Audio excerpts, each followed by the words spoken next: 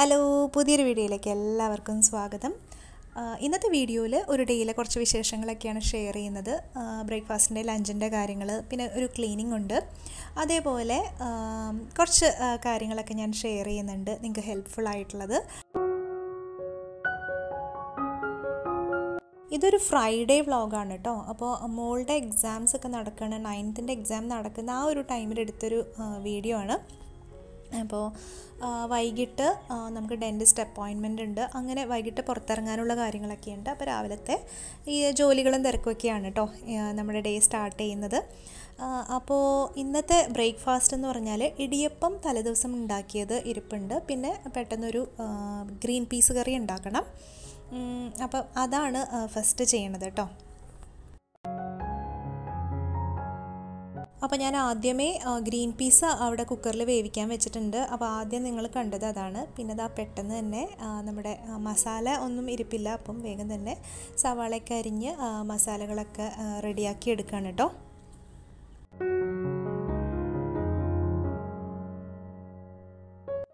അപ്പോൾ ഇതുപോലെ കുക്കിങ്ങിൻ്റെ ഇടയിൽ എനിക്ക് എന്തെങ്കിലും ടോപ്പിക്കിനെ പറ്റിയിട്ട് സംസാരിക്കാൻ നല്ല ഇഷ്ടമാണ് കേട്ടോ. അപ്പോൾ ഞാൻ ഇന്ന് സംസാരിക്കാമെന്ന് വിചാരിക്കുന്നത് നമ്മുടെ മെൻ്റൽ ഹെൽത്തിനെ പറ്റിയാണ് കേട്ടോ. പലപ്പോഴും നമ്മൾ നിഗ്ലക്റ്റ് ചെയ്യുന്ന ഒരു കാര്യമാണ് മെൻ്റൽ ഹെൽത്ത് എന്ന് എനിക്ക് പലപ്പോഴും തോന്നിയിട്ടുണ്ട്. നമ്മൾക്ക് നമ്മുടെ ബോഡിയിലെ ഏതെങ്കിലും ഒരു പാർട്ടിൻ്റെ ഒരു അസുഖം വരുമ്പോൾ നമ്മൾ ഓടിപ്പോയി പെട്ടെന്ന് തന്നെ നമ്മൾ അത് മാറ്റാൻ നോക്കാറുണ്ട്. ഒരു മുറിവ് വന്നാൽ നമ്മൾ മാറ്റാൻ നോക്കാറുണ്ട്. അതേപോലെ നമുക്ക് ആകെപ്പാടൊരു അസ്വസ്ഥത തോന്നിയാൽ നമ്മൾ റെസ്റ്റ് എടുക്കും അല്ലേ. നമ്മുടെ ഫിസിക്കൽ ഹെൽത്തിന് നമ്മൾ പലപ്പോഴും നല്ല ഇമ്പോർട്ടൻസ് കൊടുക്കാറുണ്ട്. പക്ഷെ നമുക്കിതുപോലൊരു മനസ്സുണ്ട്, അതിനൊരു ഹെൽത്ത് ഉണ്ട്. അങ്ങനെയുള്ള കാര്യങ്ങളെക്കുറിച്ചിട്ട് നമ്മൾ പലപ്പോഴും അധികം ബോധേഡ് ആവുന്നില്ല എന്നെനിക്ക് ഫീൽ ചെയ്തിട്ടുണ്ട് കേട്ടോ. ഞാനും അങ്ങനെയൊക്കെ തന്നെയാണ്.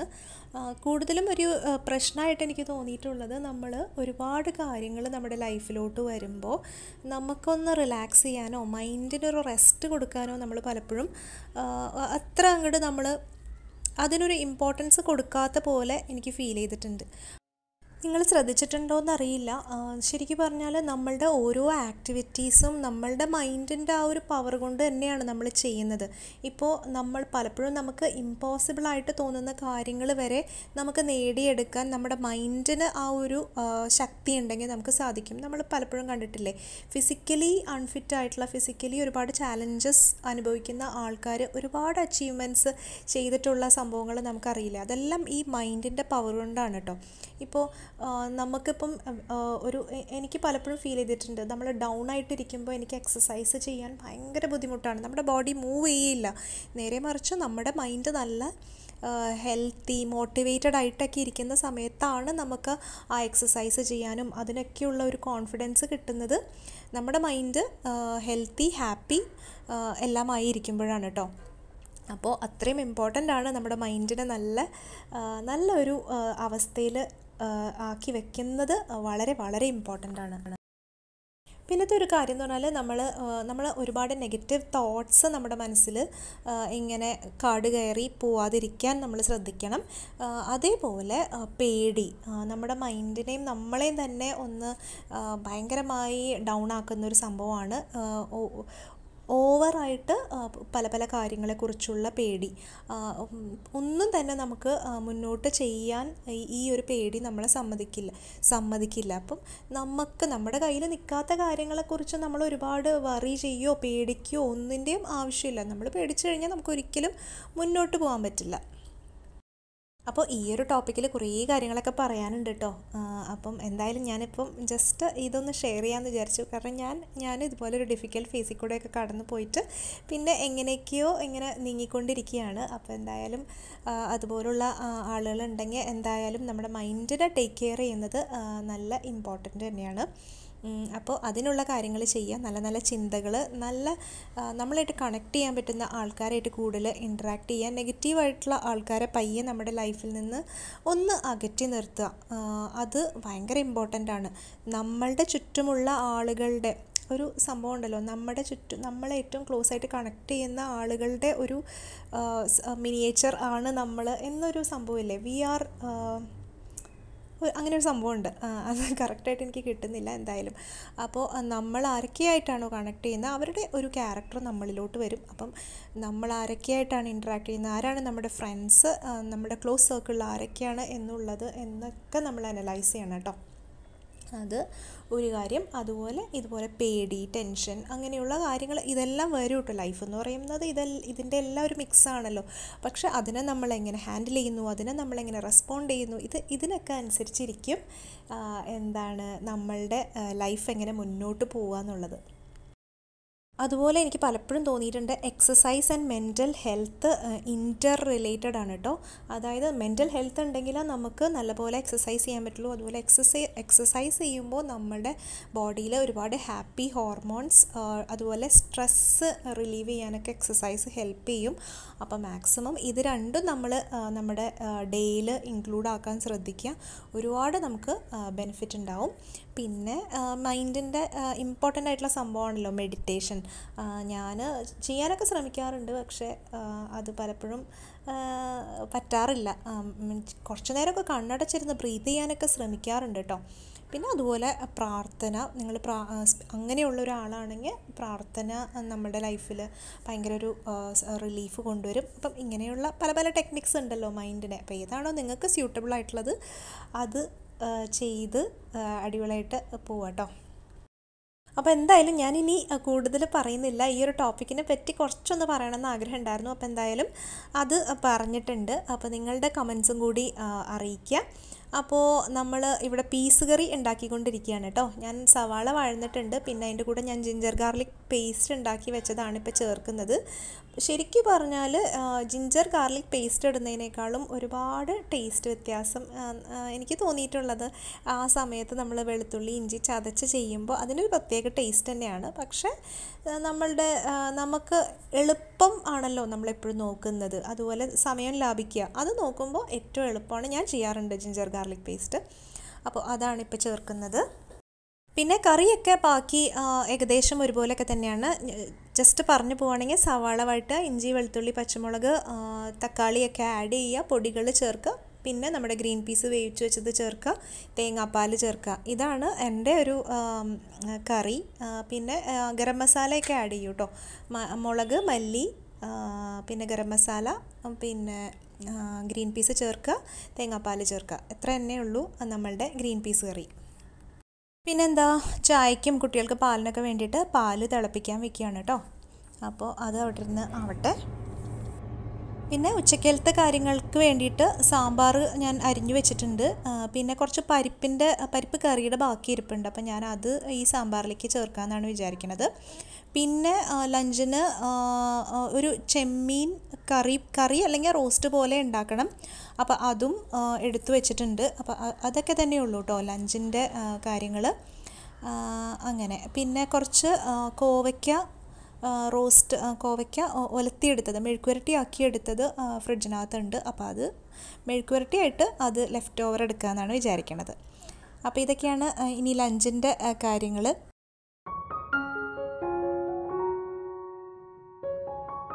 പിന്നെ കുറച്ച് ലോണ്ട്രി പരിപാടികൾ, ക്ലീനിങ് ഒക്കെ കഴിഞ്ഞിട്ട് ഞാൻ വീണ്ടും ലഞ്ച് പ്രിപ്പറേഷന് വേണ്ടി കിച്ചണിലേക്ക് വന്നിരിക്കുകയാണ്. അപ്പോൾ നമ്മളുടെ സാമ്പാർ കഷ്ണം വേവിക്കാൻ വെക്കുകയാണ്. കൂടെ ഞാനൊരു ഗ്രീൻ ടീയും കൂടി ഉണ്ടാക്കുന്നുണ്ട് കേട്ടോ.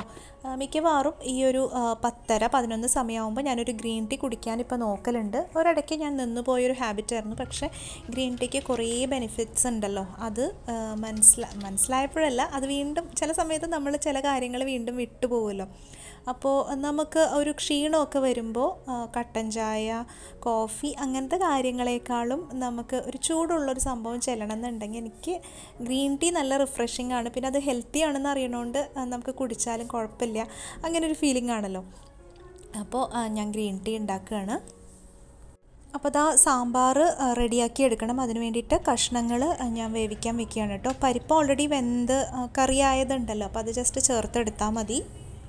അങ്ങനെ സാമ്പാറിൻ്റെ കാര്യങ്ങളാണ് കേട്ടോ ചെയ്തുകൊണ്ടിരിക്കുന്നത്. പുളിയൊക്കെ പിഴിഞ്ഞൊഴിച്ച് പിന്നെ അതവിടെ പിന്നെ അധികം കാര്യങ്ങളില്ലല്ലോ. പിന്നെ നമുക്കതൊന്ന് വെണ്ടയ്ക്കയും തക്കാളിയും കൂടി ഒന്ന് വഴറ്റി സാമ്പാർ പൊടിയൊക്കെ ഇട്ടിട്ട് ഒന്ന് റെഡിയാക്കി എടുത്താൽ മതിയല്ലോ. അങ്ങനെ സിമ്പിളായിട്ടുള്ള രീതിയിലാണ് കേട്ടോ ഞാൻ സാമ്പാർ വയ്ക്കുന്നത്. അല്ലാതെ ഒരുപാട് കായമൊക്കെ ചേർത്ത് അങ്ങനെയൊന്നുമല്ല, ജസ്റ്റ് സാമ്പാർ പൊടി ചേർത്ത് എടുക്കുന്നൊരു സാമ്പാറാണ് കേട്ടോ. അപ്പോൾ ചെമ്മീൻ്റെ ഈ ഒരു സമയത്ത് എനിക്ക് കറിയാണോ റോസ്റ്റാണോ ഞാൻ ഉണ്ടാക്കുന്നതെന്ന് തന്നെ തീരുമാനിച്ചിട്ടില്ല കേട്ടോ. അത് ഉണ്ടാക്കുന്ന വഴിയെ അങ്ങ് ചെയ്തു പോവുകയാണ്. ചെമ്മീൻ എങ്ങനെ ഉണ്ടാക്കിയാലും നമുക്ക് ടേസ്റ്റാണല്ലോ.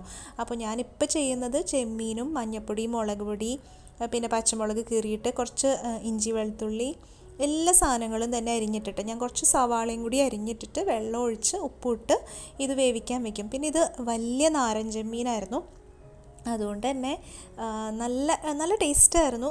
എന്ത് ചെയ്താലും എങ്ങനെ വെച്ചാലും ചെമ്മീൻ ടേസ്റ്റാണല്ലോ. ഇഷ്ടമുള്ളവർക്ക് നല്ല രസമാണ്. പിന്നെ വയറിനൊക്കെ കുറച്ച് പ്രശ്നമുള്ളവർക്ക് ചെമ്മീൻ ഒന്ന് സൂക്ഷിച്ച് കഴിക്കണം, അതല്ലെങ്കിൽ നല്ല രസമാണ് ചോറിന്. അപ്പോൾ അതാണ് കേട്ടോ ഉണ്ടാക്കുന്നത്. അപ്പോൾ ഞാൻ പിന്നെ ഇതിങ്ങനെ നല്ലപോലെ വെന്തതിന് ശേഷം, ഒരുപാട് നേരമല്ല, ജസ്റ്റ് വെന്തതിന് ശേഷം പിന്നെ കുറച്ച് തേങ്ങാപ്പാൽ ഒഴിച്ചെടുക്കുമായിരുന്നു. പക്ഷെ നല്ല കറിയായിരുന്നു കേട്ടോ. എനിക്ക് തോന്നുന്നത് തക്കാളി അല്ലെങ്കിൽ ഞാൻ കൊടംപുളി ചേർത്തിട്ടുണ്ട്. എന്തായിരുന്നു ചേർത്തതെന്ന് തന്നെ ഇപ്പോൾ ഓർമ്മയില്ല കേട്ടോ സത്യം പറഞ്ഞാൽ. എങ്ങനെയാണെങ്കിലും ടേസ്റ്റ് നല്ല രസമായിരുന്നു. അപ്പോൾ എല്ലാം ചേർത്ത് അതവിടെ റെഡിയാവാൻ വെച്ചിട്ടുണ്ട് കേട്ടോ. അപ്പോൾ ഞാൻ കഴിഞ്ഞ ദിവസം ഒരു ക്ലീനിങ് കാണിച്ചിരുന്നു. ഈ ഒരു സെക്ഷൻ്റെ തൊട്ട് ഇടതുവശത്തുള്ളൊരു സെക്ഷനാണ്. അവിടെ നമ്മളുടെ പല പല പാൻസൊക്കെ ഓർഗനൈസ് ചെയ്ത് ഒരു സ്റ്റാൻഡുണ്ട്. ആ ഒരു സ്റ്റാൻഡിൻ്റെ ഒരു ക്ലീനിങ് ഞാൻ കഴിഞ്ഞ വീഡിയോയിൽ കാണിച്ചിരുന്നു. അപ്പോൾ കണ്ടിട്ടില്ലെങ്കിൽ ക്ലീനിങ് ഇഷ്ടമുള്ളവരാണെങ്കിൽ അതൊന്ന് കണ്ടു നോക്കിക്കോട്ടോ. അപ്പോൾ ഇന്ന് ഇപ്പം ഞാൻ ചെയ്യുന്നത് ഈ ഒരു സെക്ഷനാണ്. അപ്പോൾ എനിക്ക് മിക്കവാറും ഇങ്ങനെ ഒരു ദിവസത്തിൽ ഒരു കുറച്ച് സമയം ഒരു ചെറിയ സെക്ഷൻ ക്ലീൻ ചെയ്യുക, അങ്ങനെ ക്ലീൻ ചെയ്ത് പോകുന്നതാണ് എനിക്ക് മിക്കവാറും വർക്ക് ചെയ്യുന്നത്. നമുക്ക് അധികം തിരക്കില്ലെങ്കിൽ നല്ലപോലെ പെട്ടെന്ന് ക്ലീൻ ചെയ്തെടുക്കുന്നത് തന്നെയാണ് കേട്ടോ നല്ലത്. അപ്പോൾ ഈ ഒരു സെക്ഷനിൽ ഞാൻ കൂടുതലും ഇങ്ങനത്തെ കുക്കറുകളാണ് വയ്ക്കുന്നത്. എനിക്ക് കൂടുതലും സ്റ്റീൽ കുക്കറുകളാണ് കേട്ടോ ഉള്ളത്. ഇല്ല, എല്ലാം സ്റ്റീൽ കുക്കറാണ്. പിന്നെ എൻ്റെ കയ്യിലുള്ള വലിയ അലുമിനിയം കുക്കർ ഇങ്ങനെ ഏതെങ്കിലും നമ്മളിങ്ങനെ കേക്കൊക്കെ ഉണ്ടാക്കാൻ പറ്റുമല്ലോ, അപ്പോൾ അങ്ങനെയൊക്കെ വേണ്ടിയിട്ട് ഞാൻ എടുത്തു വെച്ചേക്കാണ്. ബാക്കിയെല്ലാം സ്റ്റീൽ കുക്കേഴ്സ് ആക്കിയിട്ടുണ്ട് കേട്ടോ. അപ്പോൾ അതാ നമ്മുടെ കറി ഇവിടെ റെഡി ആവുന്നുണ്ട് കേട്ടോ അതിൻ്റെ ഇടയിൽ കൂടെ. അപ്പോൾ വീണ്ടും ക്ലീനിങ്ങിലേക്ക് വരാം. നല്ല പോലെ അഴുക്കായിട്ടുണ്ട്. അപ്പോൾ ഇത് ഒന്ന് ക്ലീൻ ചെയ്തെടുക്കുകയാണ്. അപ്പം കുറച്ചായി, ഞാൻ പറഞ്ഞില്ലേ കഴിഞ്ഞ സെക്ഷനും ക്ലീൻ ചെയ്തപ്പോഴത്തേനും എനിക്ക് ഇച്ചിരി പെൻഡിങ് ആയിട്ടുണ്ടെന്ന് ഫീൽ ചെയ്തിരുന്നു. അപ്പോൾ എന്തായാലും ഇതിനിപ്പോൾ വെച്ചുകൊണ്ടിരിക്കാൻ പറ്റില്ല, വേഗം തന്നെ അടിച്ച് വൃത്തിയാക്കി എടുക്കുകയാണ്. അപ്പോൾ ഈ ഒരു സെക്ഷൻ്റെ തൊട്ട് മേലെയാണ് ഗ്യാസ് വരുന്നത്. അപ്പോൾ മുന്നേ ബിൽറ്റ് ഇൻ ഗ്യാസ് അടുപ്പായിരുന്നു അവിടെ ഉണ്ടായിരുന്നത്. അപ്പോൾ ആ അടുപ്പ് തീരെ വർക്കിംഗ് അല്ലാണ്ടായപ്പോൾ ഞാൻ എൻ്റെ കയ്യിലുള്ള 3 ബർണറിൻ്റെ നമ്മൾ പുറത്തുനിന്ന് കൊണ്ടുവന്ന് വെക്കുന്ന ടൈപ്പ് സ്റ്റൗവ് വെക്കുമായിരുന്നു കേട്ടോ. അപ്പോൾ ഇവിടെ ബിൽറ്റിന് വേണ്ടിയിട്ടൊരു ഹോൾ ഉണ്ടായിരുന്നു. അപ്പോൾ പ്രശ്നം എന്താണെന്ന് വെച്ചാൽ നമ്മൾ ആ ഹോള് ഫില്ല് ചെയ്തിട്ടൊന്നുമില്ല, പക്ഷേ ഞാൻ ഈ അടുപ്പ് മേലെ വെക്കുകയല്ലേ ചെയ്യുന്നത്. അപ്പോൾ പാലൊക്കെ തിളച്ച് ചാടിയാൽ നേരെ നമ്മളുടെ ഈ ഒരു തട്ടിലേക്കാണ് വീഴുക. അപ്പോൾ ഞാൻ ന്യൂസ് പേപ്പറാണ് വിരിച്ചു കൊടുക്കുന്നത്. ഇടയ്ക്ക് എപ്പോഴോ ന്യൂസ് പേപ്പർ മാറ്റിയിട്ട് തിരിച്ചു വെക്കാതായപ്പോൾ പാലൊക്കെ വീണിട്ട് അങ്ങനെയൊക്കെയാണ് കേട്ടോ കറയൊക്കെ വന്നേക്കുന്നത്. അപ്പോൾ ഇപ്പോൾ എന്തായാലും 2 ലെയറൊക്കെ ആയിട്ട് തന്നെ ഞാൻ ന്യൂസ് പേപ്പർ വെച്ച് കൊടുക്കാമെന്ന് വിചാരിച്ചിട്ട് വെച്ച് കൊടുക്കുകയാണ്. അപ്പോൾ പിന്നെ നമുക്ക് ആ ന്യൂസ് പേപ്പർ അങ്ങ് എടുത്ത് മാറ്റിയാൽ മതിയല്ലോ. അതല്ലെങ്കിൽ പിന്നെ നമ്മൾ ഗ്യാസിൻ്റെ അടിയിലുള്ള ആ ഒരു ഹോള് ശരിക്കും കവർ ചെയ്ത് വെക്കണം. അത് പക്ഷെ കറക്റ്റായിട്ടുള്ള മെറ്റീരിയൽ വെച്ചില്ലെങ്കിൽ നമ്മൾ ഈ തീൻ്റെ അടുത്ത് വുഡോ അങ്ങനെയുള്ള ഒക്കെ വെച്ചാലും ഭയങ്കര ഡേഞ്ചറസ് അല്ലേ. ഞാൻ അത് കാരണം ഒന്നും തന്നെ വെച്ചിട്ടില്ല. അപ്പോൾ ഇനിയിപ്പോൾ എന്തായാലും നമുക്ക് ഇതിൻ്റെ ക്ലീനിങ് കണ്ടിന്യൂ ചെയ്യാം കേട്ടോ. അപ്പോൾ പല വലിപ്പത്തിലുള്ള സ്റ്റീൽ കുക്കറുകൾ എൻ്റെ കയ്യിലുണ്ട് കേട്ടോ. ഏറ്റവും ചെറിയ 3 ലിറ്ററിൻ്റെ, പിന്നെ പരന്ന 5 ലിറ്ററിൻ്റെ, പിന്നെ അങ്ങനെ വലിപ്പത്തിലും, പിന്നെ ഒരു വലിയ കുക്കറുണ്ട്, പിന്നെ ചോറ് വെക്കാൻ വേണ്ടി ഒരു കുക്കറുണ്ട്. അപ്പോൾ ഇങ്ങനെയൊക്കെയാണ് എൻ്റെ കയ്യിലുള്ള കുക്കർ. പിന്നെ എന്തായിരുന്നു, അപ്പോൾ എനിക്ക് ഭയങ്കര ഹെൽപ്ഫുള്ളാണ് കേട്ടോ. ഞാൻ എല്ലാം തന്നെ മാറിയൊക്കെ ഉപയോഗിക്കാറുണ്ട്. പിന്നെ നിങ്ങൾ ശ്രദ്ധിച്ചിട്ടുണ്ടോയെന്നറിയില്ല, ഞാൻ നല്ലപോലെ നോൺ വെജ് നമ്മളുടെ വീട്ടിൽ കുക്ക് ചെയ്യും. അപ്പോഴാണെങ്കിലും നമുക്ക് കുക്കറുകൾ നല്ല ഹെൽപ്ഫുള്ളാണ്. പിന്നെ നമ്മളുടെ ഇഡ്ഡലി ചെമ്പ്, ഇടിയപ്പ ചെമ്പ്, അപ്പോൾ അതും അവിടെ വെച്ചിട്ടുണ്ട്. പിന്നെ നമ്മുടെ സാമ്പാറൊക്കെ റെഡി ആയിട്ടുണ്ട്. അപ്പോൾ അതൊന്നും തന്നെ ഞാൻ വീഡിയോ എടുത്തില്ല. സാമ്പാർ ഉണ്ടാക്കലൊക്കെ എല്ലാവർക്കും അറിയാമല്ലോ. അത് കഴിഞ്ഞ് ക്ലീനിങ് കഴിഞ്ഞാൽ നമ്മളുടെ അടുക്കളയിൽ എന്തായാലും കുറച്ച് സംഭവങ്ങളൊക്കെ ഉണ്ടാവും. അപ്പോൾ അതൊക്കെ തന്നെ ഒന്ന് അടിച്ച് വൃത്തിയാക്കി ഇടുകയാണ് കേട്ടോ.